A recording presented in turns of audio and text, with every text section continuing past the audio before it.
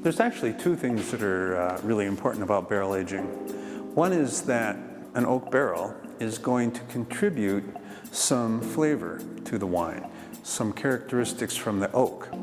And the toasting process that is used to actually heat the inside of the barrel so that when the barrel is bent into the shape of a barrel, the staves don't crack, was found to convert some of the wood components into these really nice butterscotch and vanilla notes. So that toasted oak on the inside adds these subtle nuances of toasted oak or vanilla, butterscotch, some nutty flavors, things like that, and it adds to the complexity of the wine.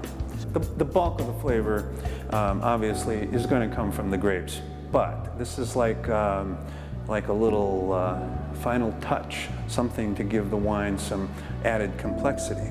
But in addition to the flavoring that the barrel contributes to the wine, it was also found, and somewhat by accident, many years ago, that wines that were put into barrels actually ended up coming out softer, smoother, and aged in a better way than had they not been in the barrels. And the reason for that is because oxygen slowly, and I mean ever so slowly, can seep through the staves of the barrel and give the wine just a little bit of oxygen, not enough to cause what we don't want, and that's oxidation, but just enough to help the wine evolve.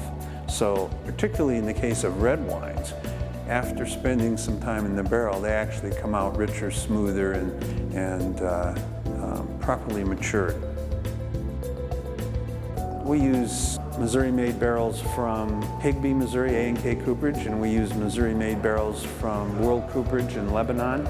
But strangely enough, we also, one of our favorite barrels is made by a French barrel-making company called Radu, but they are American oak barrels made in California by this French cooperage, made out of Missouri oak. So we have quite a few barrels that are Missouri oak, made in California by a French cooperage. But we like the barrels a lot, and so those are some of the ones we use. Oak chips are used throughout the wine industry to impart some of the flavors, but that's not going to do the other thing that we talked about, and that's the way that a barrel this size enhances the aging of the wine, and it's the combination of the two. So, you know, barrels this size were originally this size because this was basically the largest container that was available at the time that could be rolled up onto a cart, horse-drawn cart or whatever, by a few able-bodied men and shipped to market. So this was called an export barrel, this size. This size barrel, an export barrel, was used as the shipping container of the day. Now it's just been found by accident that it's the perfect size to allow exactly the right amount of oxygen to slowly enter the barrel.